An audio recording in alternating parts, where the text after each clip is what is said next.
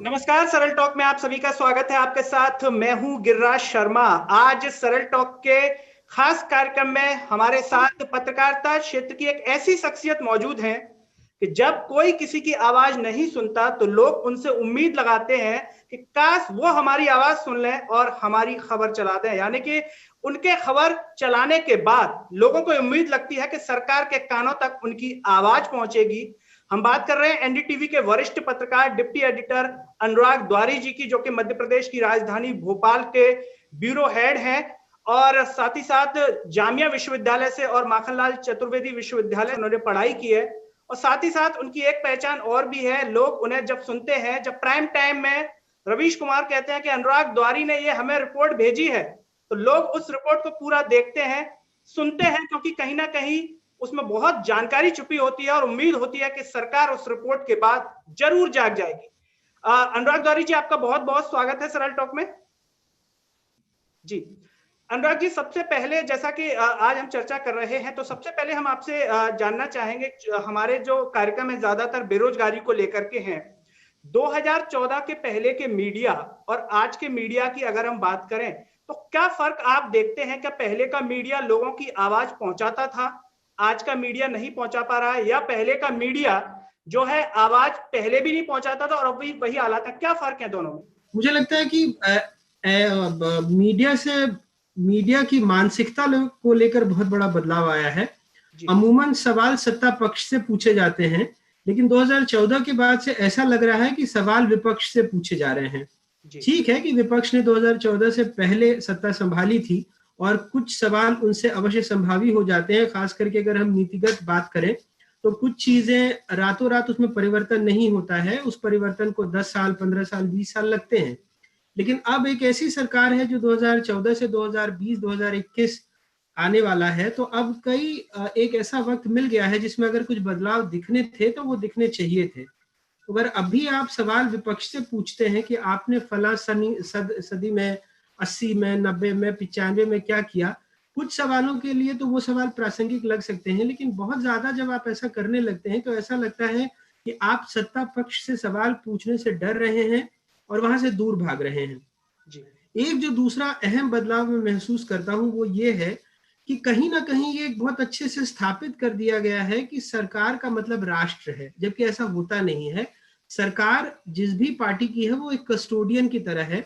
वो कुछ सालों के लिए चुनी जाती है जनता के द्वारा और जनता के विषयों को उठाना उसकी प्राथमिकता है। सरकार और राष्ट्र दो अलग अलग चीजें हैं। तो जो राष्ट्रवाद एक पार्टी से जोड़ करके, खास करके जो फिलहाल सत्ता में है उससे देखकर समझा जा रहा है, ये बहुत खतरनाक है इस देश के नागरिकों के लिए भी और इस देश को चलाने वालों के लिए भी। क्योंकि अगर ये राष्ट्रवाद इस तरह से हिलोरे मारेगा कि आपने सत्ता से सवाल पूछा तो आप राष्ट्रवादी नहीं हैं, ये बहुत खतरनाक स्थिति हो जाएगी। और सबसे ज्यादा नुकसान में वो जनता ही रहेगी जिनके लिए सवाल पूछे जा रहे हैं, खासकर अगर पत्रकारिता के संदर्भ में बात करूं। बिल्कुल। अनुराग जी, मध्य प्रदेश की अगर हम अभी बात करें तो बेरोजगारी का मुद्दा, बेरोजगार जो है बार बार आवाज उठा रहा है। हम आपसे समझने की कोशिश करेंगे, क्योंकि आपका जो अनुभव है, काफी लंबे समय से आप क्षेत्र में रहे हैं। क्या ये बेरोजगार इस पर बीत रही है इसीलिए समझ रहा है, या इससे पहले ये इन चीजों को नहीं समझ रहा था? मतलब कहने का सीधा सा ये है कि अब इनके ऊपर बीती है तो इनको लग रहा है कि हाँ, हमें रोजगार चाहिए, जबकि ये वही भीड़ का हिस्सा है जो हिंदू मुसलमान करता था या जो है अन्य मुद्दों पर आवाज उठाता था। क्या कहेंगे आप?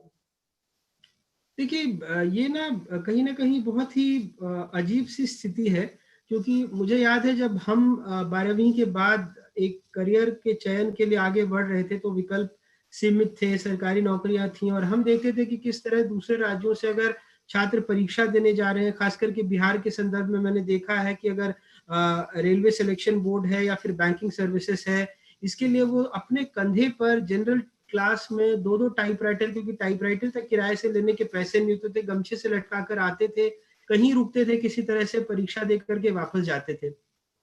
बीते कुछ सालों में गिरिराज जी, जो कि आपने रोजगार का मुद्दा उठाया है, आपको भी पता है कि सरकारी जो संरचना है उसमें रोजगार बहुत कम हुआ है। और ये स्थिति खास करके जो भारत जैसे देश में जो कल्याणकारी राज्य हैं उसमें उसकी अवधारणा के लिए बहुत खतरनाक है, क्योंकि कुछ जिम्मेदारी आपकी जनता को रोजगार देने की भी है। अगर मध्य प्रदेश के संदर्भ में देखें तो अकेले जो मोटा मोटी एक आंकड़ा मैं बता रहा हूँ कि 1 लाख से ज्यादा सरकारी पद खाली हैं। अभी जैसे चयनित शिक्षकों ने आवाज उठाई है, अब आप यकीन करेंगे कि 30,000 से ज्यादा चयनित शिक्षक हैं जिनको कि चयन हो गया और उसके बाद ज्वाइनिंग का इंतजार कर रहे हैं। जब भी कोई सरकारी आयोजन करना होता है, कोई रैली है, कोई चुनाव है, उस वक्त कोरोना का डर नहीं होता, लेकिन इन शिक्षकों को अगर आप नियुक्ति पत्र दे देंगे तो कोरोना का डर है। पटवारी 2017 से परेशान हैं।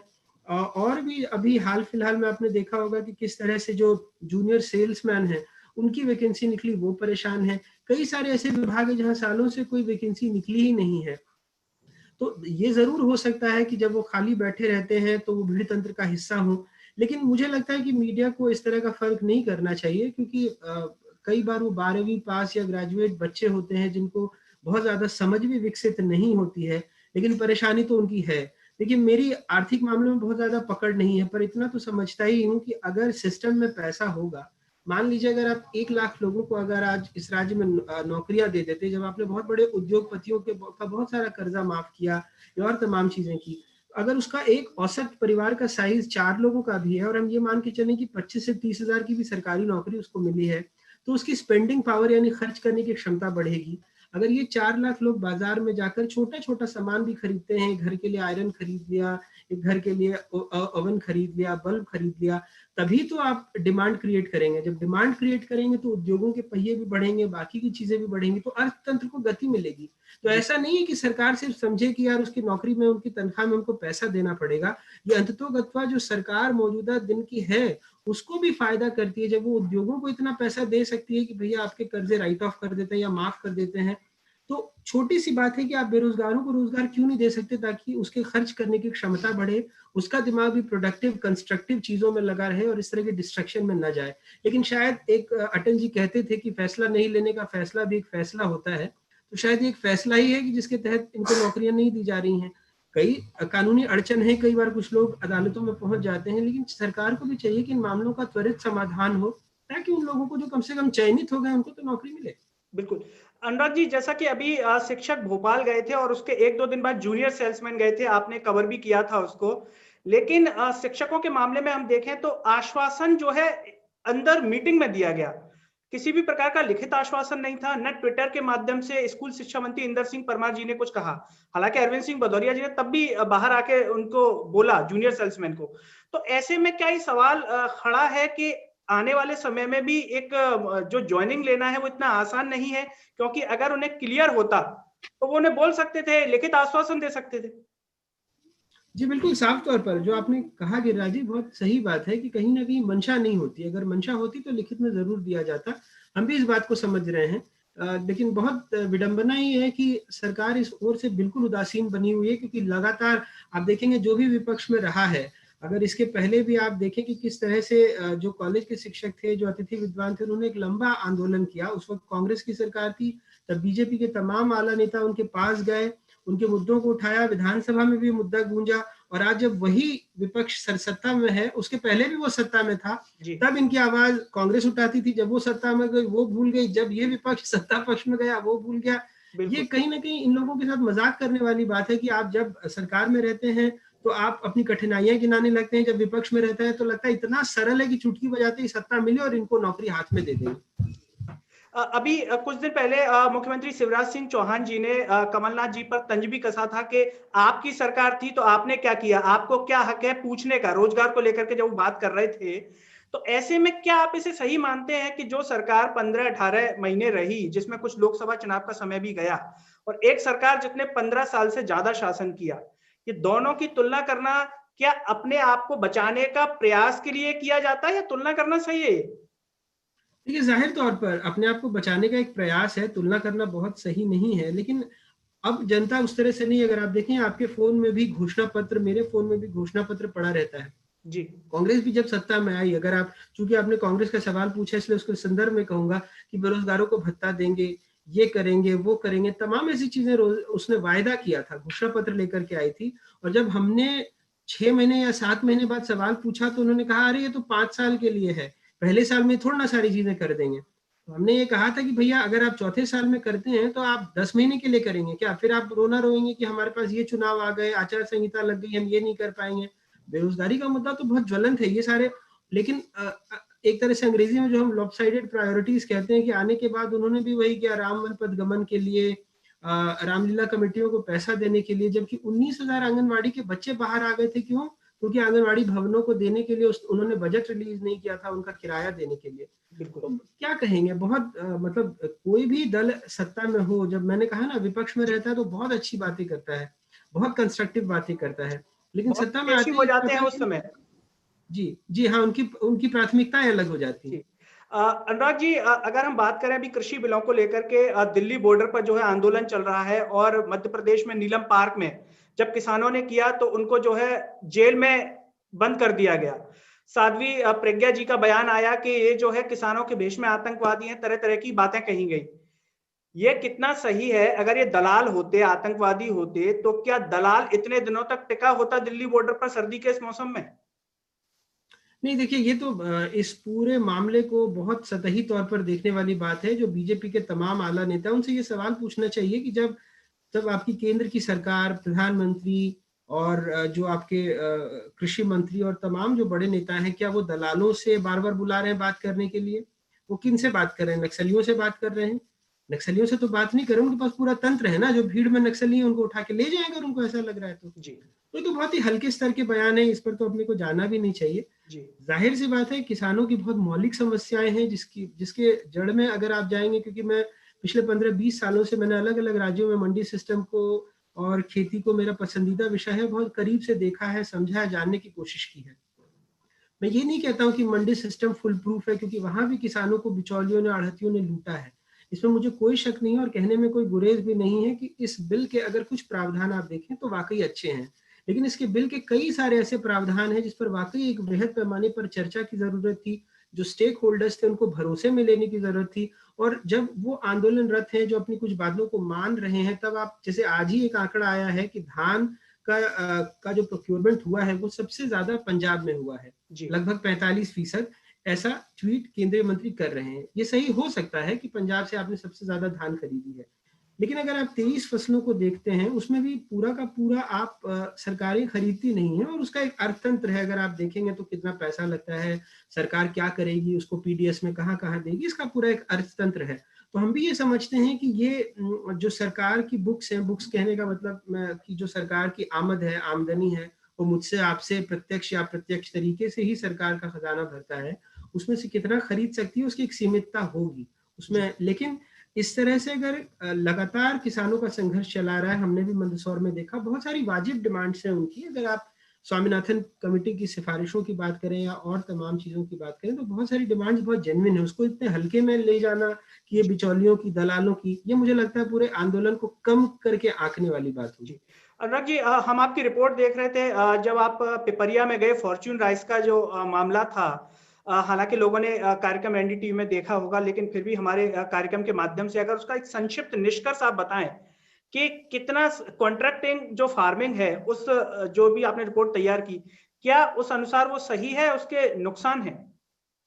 नहीं, अगर आप पिपरिया के उदाहरण को लेंगे तो ये तो बिल्कुल नहीं होना चाहिए। इस तरह की कॉन्ट्रैक्ट फार्मिंग अगर कहीं भी हो रही है, सरकार को फौरन दखल देना चाहिए। देखिए, 3-4 सालों से वहां पर हो रही थी। कुछ कंपनियां हैं जो वहां पर, फॉर्च्यून राइस है, वीटी हैं, जो वहां पर किसानों के साथ उन किसानों के साथ एक अनुबंध किया हुआ है। लेकिन अगर आप अनुबंध की कॉपी को देखेंगे तो एक पन्ने का अनुबंध है। ये जो 3 नए कानून लागू हुए हैं, उनको बोलने में आपका एक पन्ना या लिखने में एक पन्ना भर जाएगा। उसमें ना तो ये मंडी का रेट दिया हुआ है कि किस रेट पे खरीदें, क्योंकि पूसा वन वो खरीदते हैं, वो एमएसपी पे तो खरीदा जाता नहीं, वहां पे क्रांति खरीदते हैं। तो पूसा वन की जो क्वालिटी है, उसमें उन्होंने कहा था कि जो भी उस दिन मंडी का रेट होगा उससे 50 रुपए हम ज्यादा देंगे। तो जैसे 2-3 सालों से रेट बहुत ज्यादा उठ नहीं रहा था, 2300-2400, तब खरीदी में कोई दिक्कत नहीं। जैसे ही 2950 हुआ और 50 रुपए यानी 3000 रुपए देने थे, पूसा वन बहुत अच्छी क्वालिटी का चावल है, धान है। उसके बाद तो उसमें उसके बाद उनके प्रतिनिधि भाग लिए, और उसके बाद अगर आप उस कॉन्ट्रैक्ट को देखिए ना, शर्तें लिखी हैं, ऊपर फॉर्च्यून राइस लिखा है, नीचे ना कंपनी का नाम है, ना उसका सील है। दवा कंपनी जहां से दवा खाद खरीदते हैं उसके बंदे का नाम है, उसके मालिक का नाम है, उसके भी सील हस्ताक्षर नहीं है। ऐसा कैसा अनुबंध होगा कि सिर्फ किसान के हस्ताक्षर हैं और जो अनुबंध कर रहा है मालिक है उसके हस्ताक्षर नहीं है जी।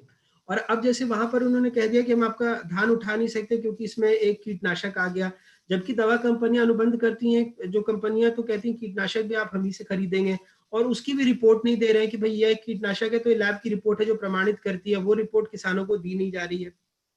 ये अच्छी बात हुई कि सरकार ने हमारी खबर का संज्ञान लिया और कम से कम अब ये कहा है कि एक तो पहली बात कि कॉन्ट्रैक्ट के लिए किसानों को प्रशिक्षित करेंगे, कैसे कॉन्ट्रैक्ट होना चाहिए, एक स्टैंडर्ड फॉर्मेट होगा, और ये इसकी एक प्रति एसडीएम या एडीएम या कलेक्टर दफ्तर में भी रहेगी, ताकि सरकार को भी पता रहे कि कौन सी कंपनी, क्योंकि मॉडल मंडी एक्ट सरकार ने खत्म कर दिया। मॉडल मंडी एक्ट में कम से कम ये था कि जो भी व्यापारी है वो मंडी बोर्ड में रजिस्टर्ड होगा, उतने का चेक वहां पड़ा होगा कि अगर कोई भाग जाए तो कम से कम उसके चेक को भुना के किसानों का पेमेंट हो जाएगा। आप देख रहे हैं कि मॉडल मंडी एक्ट जब से लागू हुआ है, अलग अलग जगहों से राज्यों, मेरे पास पिछले साल का आंकड़ा नहीं है तो मैं बता पाता, लेकिन ऐसी घटनाएं कई जगहों में हुई है। गुना में हो गई, सिवनी मालवा में हो गई, होशंगाबाद में हो गई, ग्वालियर में हो गई, जहां से व्यापारी माल खरीद के भाग गया है। बालाघाट में भी हुई है।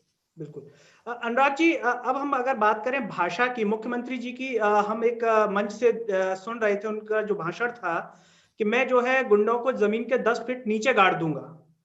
ये भाषा क्या एक मुख्यमंत्री जी के लिए सही है, क्योंकि इनके लाखों फॉलोअर्स होते हैं, बच्चे भी उन्हें देखते हैं। दूसरा, एक बयान गृह मंत्री अमित शाह जी का, जो देश के गृह मंत्री, उन्होंने संसद में कहा था कि कनपट्टी पर बंदूक लाके क्या मैं फारूक अब्दुल्ला को यहां ले आऊं। ये भाषा, क्या ये भाषा सही है, और इस भाषा का उपयोग क्या नेताओं के द्वारा इसलिए किया जा रहा है कि लोग इसे पसंद भी कर रहे हैं? जब मैंने कहा ना कि जब राष्ट्र को आप एक भीड़ में तब्दील कर देंगे तो फिर इसी तरह की मुनादी वाली भाषा होगी। इस भाषा में वो ये कह के पल्ला झाड़ सकते हैं कि असंसदीय कुछ नहीं है, लेकिन ये भी देखना चाहिए कि इसके पहले ही पार्टी के जो नेता हुए हैं, क्या अटल जी हैं या आडवाणी जी हैं, क्या उन मानकों पर ये भाषाई तौर पर बातें सही होती? अटल जी अगर अपने नेता प्रतिपक्ष जब थे या प्रधानमंत्री थे, तब भी अगर कोई बात कहते थे तो किसी के दिल में नहीं लगती थी। पर छोटी से छोटी बात अभी मौजूदा शासन में जो लोग हैं उनकी लगती है, क्योंकि उनकी शैली या उनके शब्दों का चयन वैसा है। तो ये तो खैर नेता को तय करना है कि उसको अपनी, वो किस तरह से उसको किस तरह से लोग जाने समझें, या आने आने वाला इतिहास उसका मूल्यांकन कैसे करे। ये तो हम, मुझे लगता है उन पर ही छोड़ देना चाहिए। अनुराग जी, एमपी पुलिस भर्ती को लेकर के जब जो अभ्यर्थियां काफी समय से इंतजार कर रहे थे, कल उसका नोटिफिकेशन भी आया, लेकिन उसमें अचरज की बात यह हुई कि मुख्यमंत्री शिवराज सिंह चौहान जी ने कहा था कि प्रदेश की जो भर्तियां होंगी वो प्रदेश के युवाओं के लिए होंगी, लेकिन जब नोटिफिकेशन आया है तो उसमें ऑल इंडिया के लिए ऑप्शंस खोल रखा है, ऑल इंडिया से कोई भी भर सकता है। तो ऐसे में मुख्यमंत्री जी की उस बात का यहाँ पर तो प्रभाव खत्म हो गया। कई सारी, अगर आपने देखे होंगे तो इससे पहले भी कई सारी ऐसी बातें, मैंने कहा कि भाषण में बातें कुछ और होती है और शासन में आती बातें कुछ और हो जाती हैं। उसमें तमाम नियमावली आ जाती है, अधिकारी अपना पेच फंसाते हैं। तो जाहिर सी बात है, कई सारी ऐसी बात हमने देखी है कि भाषण और शासन में उसमें फर्क हो जाता है। बिल्कुल, उसको इसी श्रेणी में रखें। जी अनुराग जी, जब आप क्षेत्र में जाते हैं और आज के समय की अगर हम बात करें तो इस बात से इनकार नहीं किया जा सकता कि लोगों को जो विश्वास है वो एनडीटीवी पर है, क्योंकि लोग, हमारे पास भी कमेंट आते हैं और लोग बड़ी उम्मीद के साथ ये उम्मीद रखते हैं कि एनडीटीवी ने हमारी खबर चला दी। जब आप क्षेत्र में जाते हैं और उस लाल माइक का जो रुतबा है अधिकारियों के बीच में, अपने आप में क्या वो माहौल होता है? आपके साथी भी रहते होंगे, क्योंकि एनडीटीवी की जो छवि है वो बिल्कुल अलग है, जायज मुद्दे उठाए जाते हैं, इसीलिए लोग उम्मीद बांध रहे हैं। तो उस अनुभव के बारे में जरा आप हमें बताएं। हाँ, ये आपने एक अच्छा सवाल पूछा, क्योंकि कई बार बहुत उम्मीद रहती है, और चूंकि अब बहुत सालों से कुछ परिस्थितियां प्रतिकूल रही हैं संस्थान के लिए भी, तो अब जैसे पूरे मध्य प्रदेश छत्तीसगढ़ में अगर 14-15 करोड़ की आबादी है, रोज कई सारे लोगों के फोन आते हैं जिनको मदद चाहिए। बुरा भी लगता है क्योंकि हर जगह हम नहीं पहुंच पाते हैं, उतने हमारे पास संसाधन नहीं है। बुरा लगता है, लेकिन कोशिश ये रहती कि किसी न किसी तरह से राह निकाली जाए और उनकी मदद की जाए। रुतबा तो नहीं, पर हाँ ये जरूर है कि आप जब भी जाते हैं तो चूंकि आप जनता के साथ जनता के मुद्दे उठाते हैं, तो कई बार लोग आपको पसंद करते हैं, आपकी बात सुनते हैं, उनको लगता है कि आप उनकी बात एक सार्थक तरीके से रखेंगे। और मेरा जोर इसी बात पे रहता है कि तथ्यात्मक होना चाहिए, क्योंकि सच हमेशा कड़वा ही होता है, किसी के लिए भी हो।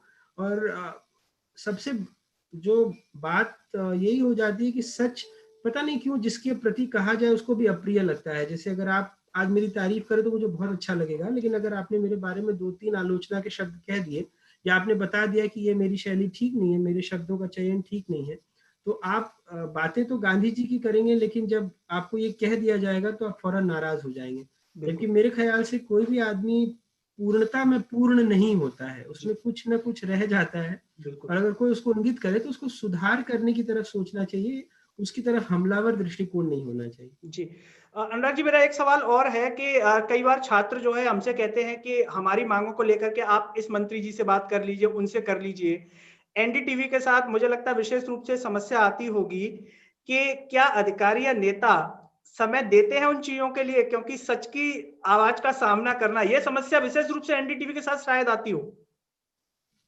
देखिए, ये जरूर है कि अब जैसे इस शासन काल में अगर आपने देखा होगा, इसके पहले 2017 में तो शिवराज जी ने जब भी कोई बड़ा वाकया हुआ तो हमें इंटरव्यूज भी दिए, हमसे बात भी की।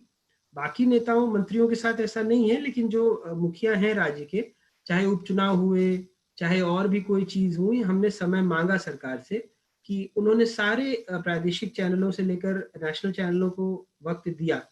मैं गेट क्रैश नहीं करता हूँ, मैं ऐसा नहीं कि कहीं भी माइक लेके चला जाऊंगा, क्योंकि हमने एक पारंपरिक पत्रकारिता की है जिसमें आपकी निजता का भी उतना ही सम्मान करता हूँ। तो मैंने उनसे वक्त मांगा कई बार, लेकिन अभी तक मुझे इंटरव्यू के लिए, जब से शिवराज जी दोबारा सत्ता में लौटे हैं कांग्रेस को सत्ता से हटा करके, तो अभी तक इस सरकार ने मुझे वक्त नहीं दिया है। जबकि अगर आप देखें तो हम वही समस्याएं उठाते हैं, किसानों की, बेरोजगारों की। तो मुझे नहीं पता कि वक्त क्यों नहीं दे रहे हैं, पर जब भी हम मिलेंगे हम सवाल तो यही करेंगे, और तो हम उनसे कोई सवाल करेंगे नहीं। जी अनुराग जी, एक सवाल का जवाब और जानना चाहूंगा, क्योंकि ये बेहद महत्वपूर्ण है। जिस रिपोर्ट को हम टीवी पर 5-10 मिनट या 15 मिनट में देख लेते हैं और प्राइम टाइम में जब आपकी रिपोर्ट चलती है, उस रिपोर्ट के पीछे की मेहनत कितने दिन की होती है, क्योंकि ये बेहद महत्वपूर्ण है। लोगों को तो लगता है कि टीवी पर आसानी से निकल गई, लेकिन उसके पीछे की मेहनत, चाहे वो रवि श्री का कार्यक्रम हो, जब हम उनकी स्क्रिप्ट देखते हैं, इस बात से इनकार नहीं किया जा सकता कि आपकी स्क्रिप्टिंग होती है, पूरे प्राइम टाइम की जो स्क्रिप्टिंग है वो किसी से भी मैच नहीं खाती। उनके शब्दों का चयन अपने आप में बताता है कि पीछे कड़ी मेहनत की गई है। देखिए, अमूमन एक दिमाग में प्रक्रिया चलती है, क्योंकि 7 दिन की प्लानिंग, अगर कोई ब्रेकिंग खबर ना हो तो 7 दिन की प्लानिंग अगर व्यक्तिगत तौर पर मैं मेरी बात करें तो मैं एक तरह से मोटा मोटी करके रखता हूँ कि इस दिन मैं ये स्टोरी करूंगा, और उसके लिए कई जो तंत्र में लोग हैं या फिर साथी हैं या फिर अखबार हैं, बहुत सारे सोर्स हैं जिसमें मैं सोचता हूँ कि कई सारी खबरें अखबारों में बहुत अच्छी आती हैं, जिसका टीवी में प्रस्तुतिकरण अलग तरीके से हो सकता है, क्योंकि आपके पास विजुअल है, आपके पास बाइट्स है, तो वो चीजें भी सोच के रखते हैं और उसमें और एड ऑन करते हैं कि इसमें क्या जोड़ा जा सकता है। और बाकी सारी खबरें हैं, मेहनत तो लगती है साहब, क्योंकि आप सुबह से रात तक, और आप खुद जानते हैं कि अगर एक भी आंकड़ा इधर से उधर हो गया तो आजकल जो सरकारों में है, अगर आपने लाख की जगह करोड़ या करोड़ की जगह लाख भी कर दिया जी, तो खास करके हमारे संदर्भ में बड़ा बड़ा प्रचार करेगा कि ये फर्जीवाड़ा, ये वो, जबकि वो एक छोटी सी त्रुटि हो जाती है कि कभी एक पॉइंट इधर से उधर हो गया, उसके बावजूद तो बहुत सजग रहना पड़ता है। और आप जब लगातार धुआंधार 365 दिन बल्लेबाजी कर रहे हैं तो उस त्रुटि की गुंजाइश बहुत ज्यादा रहती है, क्योंकि आप भी इंसान हैं, कई सारे आपके भी काम हैं और जो रोजमर्रा की चीजें हैं, लेकिन फिर भी बहुत सजग रहना पड़ता है। और उस खबर को डिलीवर करना सिर्फ एक मेरा व्यक्तिगत नहीं है, मेरे साथ मेरे कैमरा पर्सन हो, चाहे फिर हमारे जो दिल्ली में बैठे साथी हैं जो खबर को एडिट करवा रहे हैं, हमारे प्रोड्यूसर्स हैं, तो उसमें एक टीवी बहुत बड़ा टीम वर्क है। उसमें एक स्टोरी में एक एंकर या एक रिपोर्टर दिख जाता है, लेकिन वो तमाम उन साथियों की मेहनत है जो एडिट से लेकर, प्रोड्यूसर से लेकर, जो कैमरा में लगे हुए हैं। खास करके मेरे साथी रिजवान खान, जो इतने सालों से मध्य प्रदेश में है, लगभग वो जब से ये ब्यूरो बना है तब से हैं, और रिजवान एक नस-नस से वाकिफ है मध्य प्रदेश छत्तीसगढ़ के, तो उनका योगदान बहुत बड़ा है। बिल्कुल। अनुराग जी, मेरा आखिरी सवाल है चलते चलते कि विशेष रूप से हम बेरोजगारी को लेकर बात कर रहे थे। इस किसान आंदोलन से बेरोजगारों को क्या सीखने की जरूरत है, क्योंकि अभी देखने में आता है कि सड़कों पर युवा उतना नहीं है जो कि किसान आज 30 दिन से आंदोलन कर रहा है। क्या बेरोजगार युवा को भी अपनी मांगों को मनवाने के लिए और बेरोजगारी का मुद्दा प्राथमिकता के साथ प्रदेश में पहले नंबर पर आए, ना कि लव जिहाद और अन्य मुद्दों को प्राथमिकता दी जाए, तो इसके लिए युवाओं को क्या सीखना चाहिए इस किसान आंदोलन से? देखिए, सबसे बड़ी बात तो है कि बहुत संगठित आंदोलन है और बहुत अनुशासित आंदोलन है।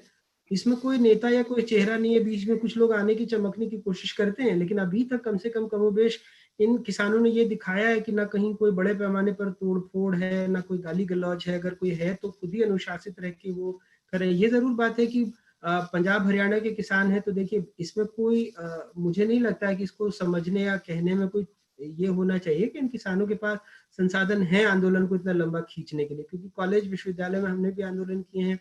बहुत दिक्कत होती है एक आंदोलन को 1 से 2 से 4 दिन चलाने में। टेंट से लेकर हर चीज का परमिशन तक का खर्चा होता है, क्योंकि मैं जुड़ा रहा हूँ इसलिए मुझे मालूम है।